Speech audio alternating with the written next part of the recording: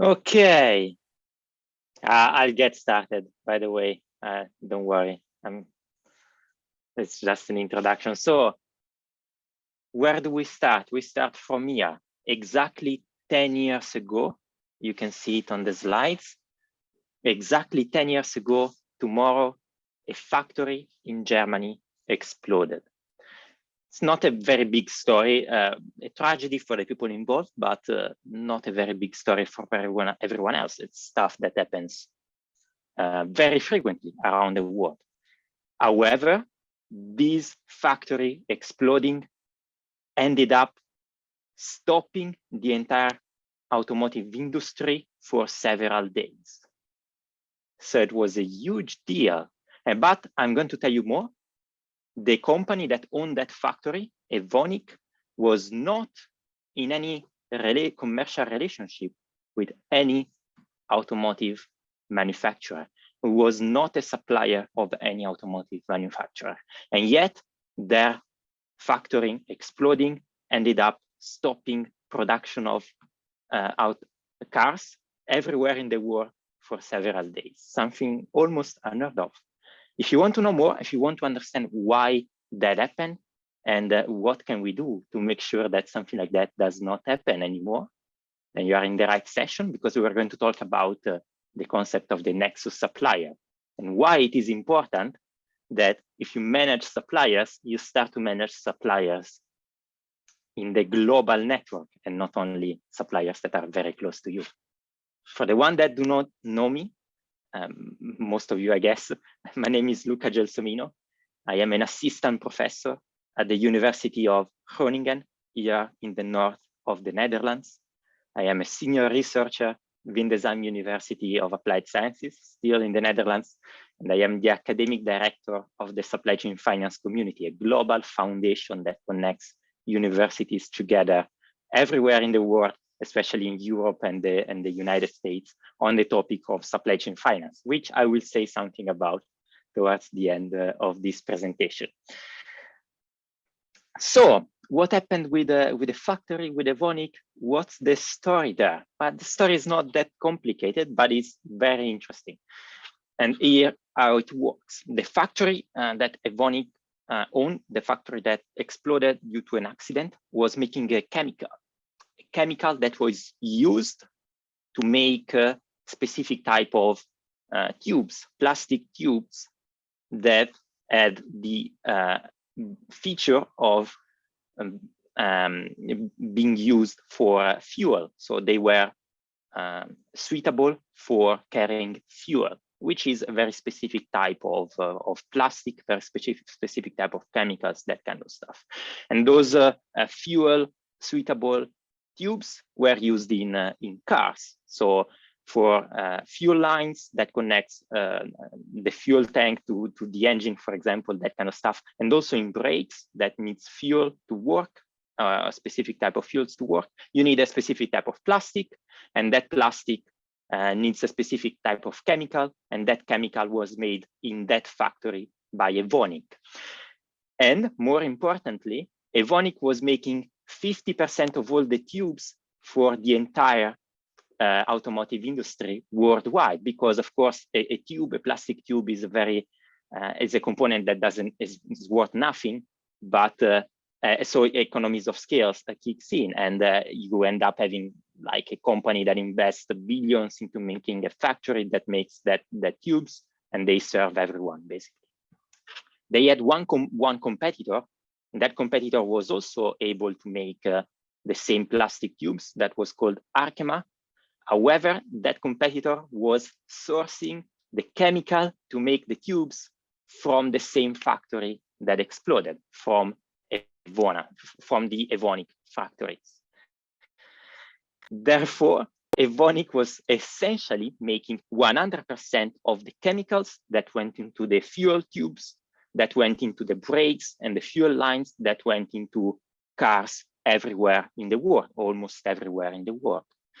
So all the producers, all the automotive manufacturers in the US, in Europe, suddenly started to get messages from their suppliers. We cannot deliver the brakes, we cannot deliver the lines, and so on and so forth. And they said, why is suddenly everyone not able to deliver? And then they start to ask what's the problem. They say because Evonik or Arkema cannot deliver. And then they start what's going on. And because Evonik and Arkema are supplying from the same chemical factory that exploded. And the car manufacturer did not have a plan ready in that moment, specifically for solving this problem, because they had no idea that they were all supplying from the same factory in Germany, because it was not a supplier they were directly connected to. It was a third, second, fourth tier supplier, a supplier of a supplier of a supplier. That's what we call the Nexus supplier. That's an idea that is going on in the universities, but also in practice for a couple of years, 5 years more or less, and it is picking up thanks also to the COVID pandemic for obvious reasons. And the idea is that in your supply network, in your supply chain, extended supply chain, there are critical or strategic suppliers to whom you are not in a commercial relationship, that are not your suppliers, but that are the suppliers of your suppliers of your suppliers, or something like that. But those suppliers are critical for your supply chain, are critical for your supply chain management policies. Therefore, you should be able to identify them and manage them the same way as you manage the critical and strategic suppliers to whom you have a direct connection. However, if you are knowledgeable about supply chain management, you have already identified a slight issue with what I have already said, what I have just said. And the issue is this. This is a supply chain, a real world supply chain. Supply chain is not a list of companies that sits in a nice line on the slides that we use with students when we talk about supply chain management. That's a supply chain. Specifically, that's the supply chain of Philips here in the Netherlands. We are working with them on the topic of the Nexus supplier, and we have built their supply chain up to the third tier. So Philips, which is somewhere in the middle of this chart, their supplier, the supplier of their supplier, and the supplier of the suppliers of their suppliers. 3 tiers of a supply chain. We don't have the full network. We only have a part of the network. Despite that, we are at 7,000 and something companies, 7,000 dots on these maps, and they are all interconnected. Who's the next supplier here? Because Philips, like most companies, have no idea who are the suppliers of their suppliers. They know some of them, but they don't know all of them. So does Philips know who's their Evonik? Likely not. Does Philips know who there could possibly be their Evonik? Likely not, because they don't know all of their suppliers of their suppliers. And that's the criticality with the Nexus supplier. It's easy to say you need to manage your strategic suppliers because you know all of your suppliers, know who they are, where they are, what they do. You just need to agree on what strategic means. But it's much more difficult to say you need to manage the strategic suppliers in the 4th, 6th, or 8th tier of your supply chain, because that's how your supply chain looks like. But anyway, before we go into how you could do it, provided that I don't have answers, I'm just here learning about this as much as you. Let's discuss for a second why you want to do this. So there are basically three reasons why you want to know who your Nexus suppliers are. One is risk, of course, like in Evonik, but you want also to know about Nexus suppliers because of performance implications. Some Nexus suppliers might be suppliers that can really influence the performance of your supply chain, the cost profile of your product, for example. And innovation, Nexus suppliers might be sources of innovation. So it's not only a negative view. Nexus suppliers might be the one that stops your supply chain. It's also about Nexus suppliers can further drive the cost and value-added profile of your product. Nexus suppliers can also drive innovation in your supply chain. And who's that Nexus supplier, by the way? Okay, critical and strategic, but how do we know who's critical or strategic? Well, right now, to this day, a Nexus supplier is mostly identified based on the position in the network, because it's very difficult, and that's a bit of a spoiler for later on. It's very difficult to know more than the position in the network. So right now, we are just using the position in the network to understand who's the Nexus supplier. And when I say the position in network, what I mean is how many suppliers does any supplier, any company in the network has? How many buyers do they have? How many connections? And who are those connections? And is this generic company in my network, is that a gator, a gatekeeper of a part of my supply chain? Like here you see, there are some suppliers in the Philips network that are clearly gatekeepers, right? That's relevant because if it happens that some suppliers in this cloud that are your fourth or whatever tier suppliers, some of these are relevant, then you are getting to them only through this company here. So if it's a gatekeeper, then it is relevant to know. So how many connections do you have? Who are you connected to? And are you a gatekeeper? These are more or less the information that we try to process into identifying who is the Nexus supplier and who's not. And as I said, there are different reasons for why you want to know who's your Nexus suppliers. And that leads basically to three main types of Nexus suppliers that we currently identify as distinct and relevant Nexus suppliers. The first one is what we call an operational Nexus supplier. An operational Nexus supplier is a Nexus supplier that is connected to everyone, that is relevant. So in a network, we distinguish between important suppliers and less important suppliers. That's a little bit like saying critical, strategic, that kind of stuff.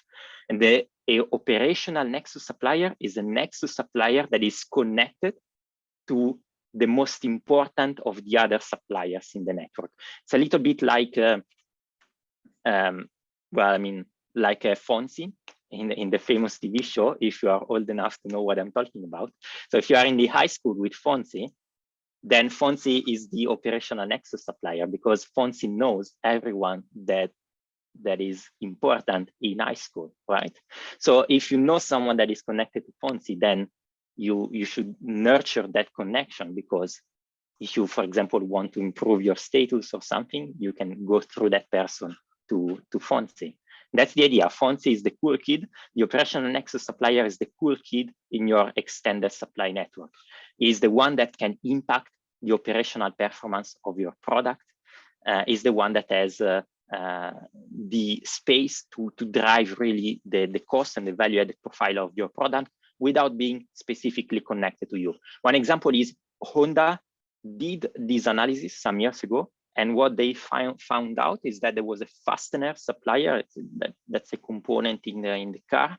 That fastener supplier was accounting for a lot of the cost of a specific assembly part of the car. So it was counting for a lot of the final cost of a specific part of the car. And that was because it turned out that a lot of suppliers that were driving the cost of the car, they were all supplying from this supplier. So this supplier was not critical in the sense that without him, there was no fastener, but it was critical in the sense that it accounted for a lot of the cost of the final product. So what Honda did is that they bypassed all their first tier supplier and went directly to the second tier supplier and said, well, since you account for so much of the cost of this assembly part of my car, then I want to negotiate directly with you so that I can push my requirements directly to you. and I can drive the cost down as much as possible or improve the quality or whatever I want to do. So operational Nexus supplier, the one that is connected to your important suppliers, and therefore you want to nurture as much as possible. Then we have the monopolistic Nexus suppliers. That's Evonik. It's a supplier that is deep in your supply chain, but that you have to go through to get towards a substantial part of your supply chain. That's the Evonik case, right? So you are not directly connected to Evonik, but everyone else, for a specific part of your supply chain, everyone else goes through Evonik to get to other suppliers. Therefore, it doesn't matter how relevant that component is for you as a buyer. If that supplier goes bust, you better have an alternative.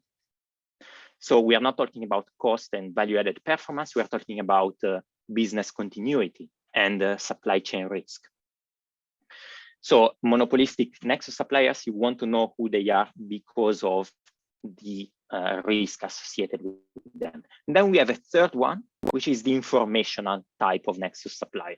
Informational means that you have a supplier that is not especially relevant for your product. It's not especially connected, is not a gatekeeper of anything, but it has a foot in a lot of industries. And that's usually correlated with innovation. So if you are supplying or buying from a lot of industry, you have access to technology, you have access to information, and you can bring that information to the buyer of these example supply chain. Good example here is 3M. 3M is the company that makes the Post-it and all that kind of stuff. They are famous from cross-industry innovation because they supply a lot of industry, healthcare, automotive, chemicals, home office, whatever you want. And they usually transfer technology, innovation, information from one industry in which they operate to another. They take the solvent, or they take the adhesive or chemicals from automotive, and then they use it in healthcare. So if you identify a company like 3M in your extended network, then that company has probably access to technology, information, that connection that might be a breakthrough in your own supply chain. And therefore, you should pay attention to them, even though they're not especially relevant from a risk or performance perspective, like 3M is often not. So 3 types of Nexus suppliers. 3 types of Nexus suppliers to take into account to manage a supply chain. And that's basically what we are currently looking at. However, as I said, there are 2 issues that we need to address.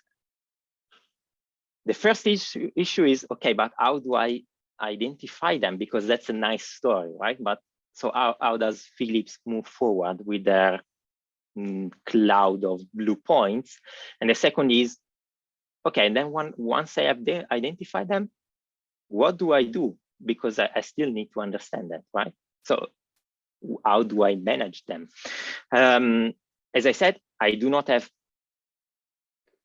the truth with me. I can only reason with you on how to identify them and what to do with them, but hopefully I can give you some insights. How to identify them? Well, first of all, there are models to do that. If you are interested and so inclined, there are mathematical models on how to identify Nexus suppliers. That's what we are using. They have been developed at Arizona State University.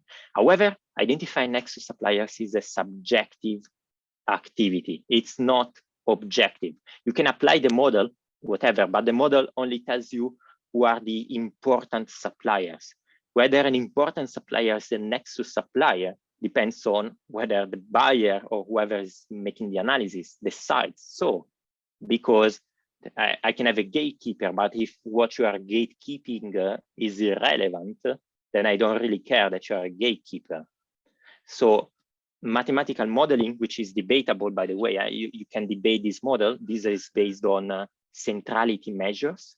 So it's based on measuring centrality in networks and graph theory and that kind of stuff.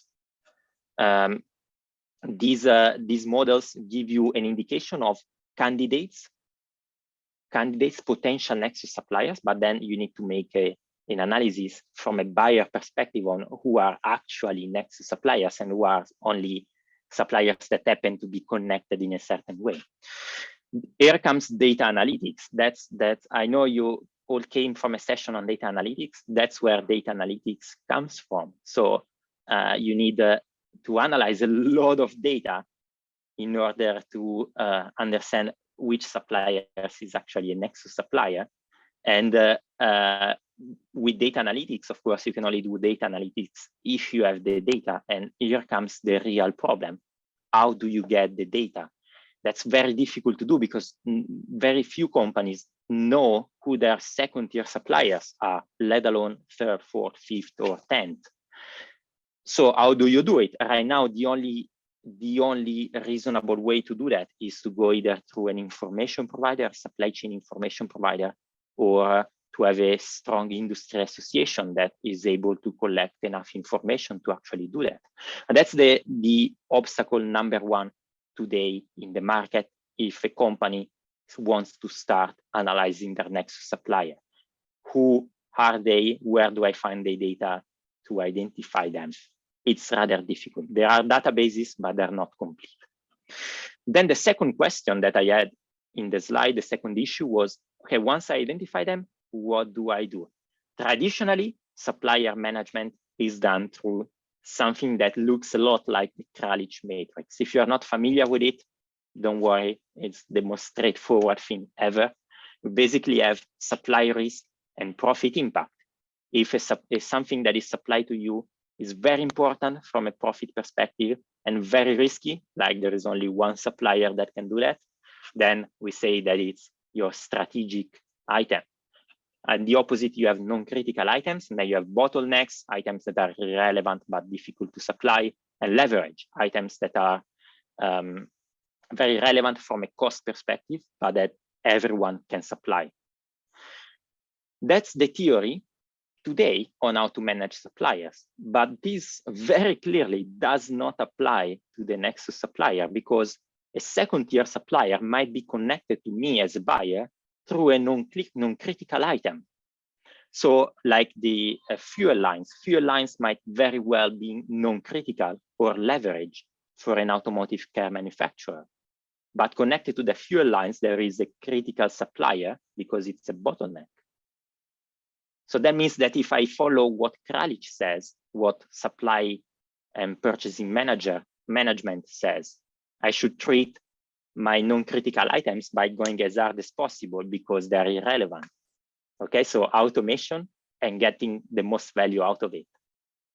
But attached to one of these non-critical, there might be a bottleneck or a strategic item, a strategic supplier, so a bottleneck supplier, a Nexus supplier, which means that I need to develop new ways of managing my extended network and pay more attention to where my suppliers are and who's connected to them, because that becomes relevant.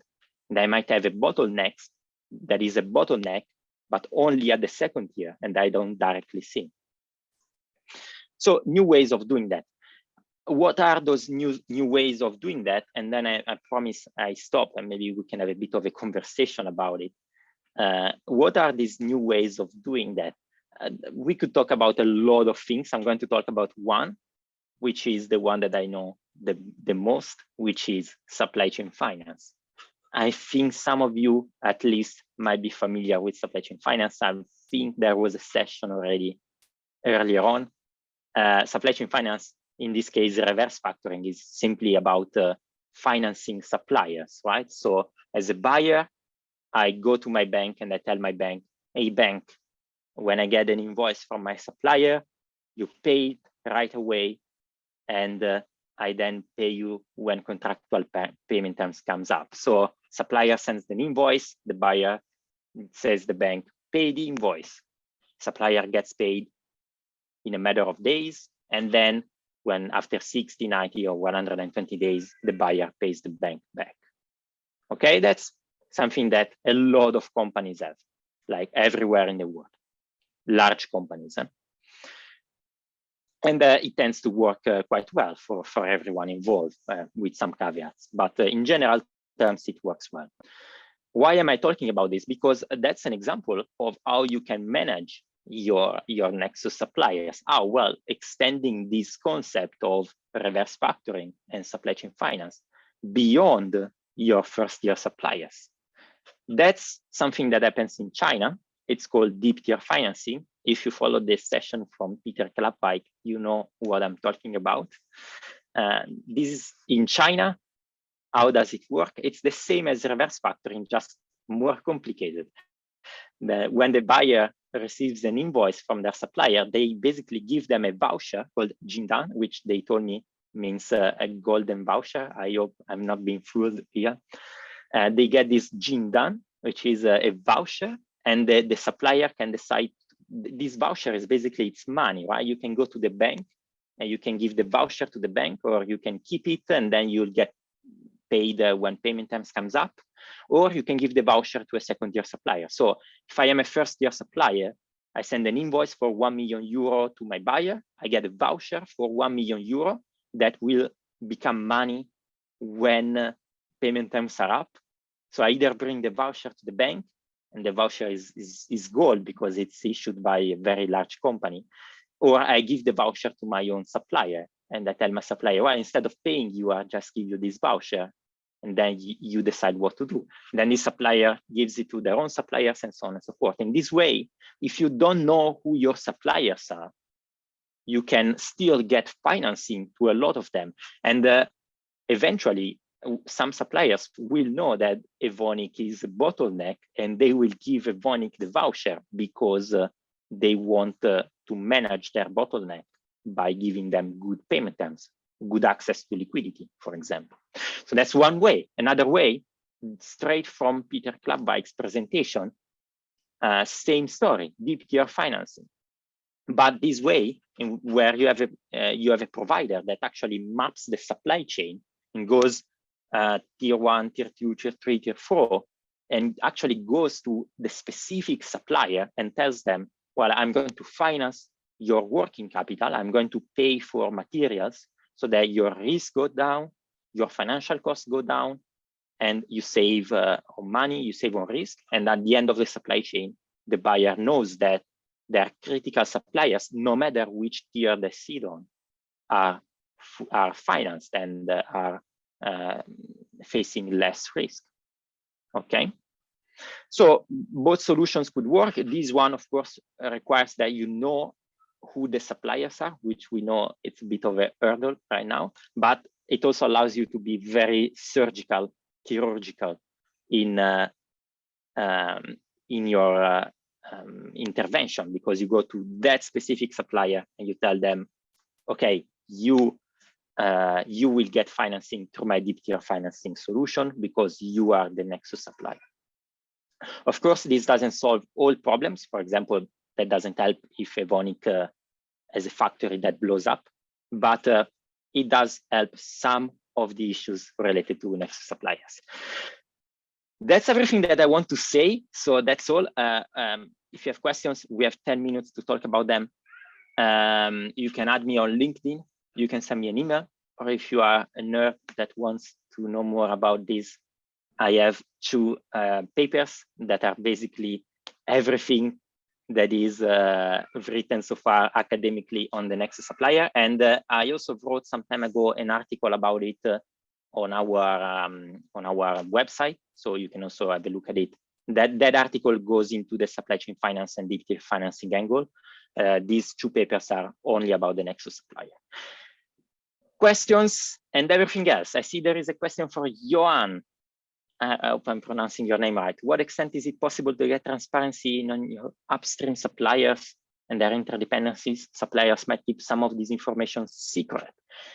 You are 100% correct. That's the #1 issue that is stopping this from happening. It is that the information aspect, that's what's stopping the Nexus supplier from being applied more easily. there is no way to get out of it. If a supplier doesn't want to release information, you cannot do anything.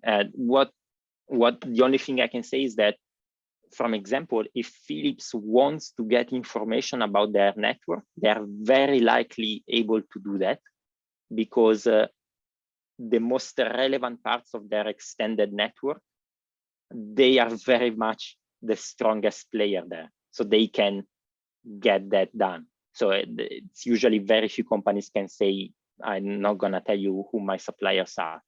However, even from Philips' perspective, it's a huge endeavor to get all the data. It's virtually, it's a huge effort.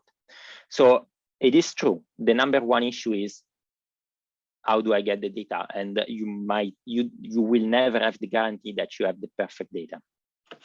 Anything else from everyone about these comments or something that you want to discuss?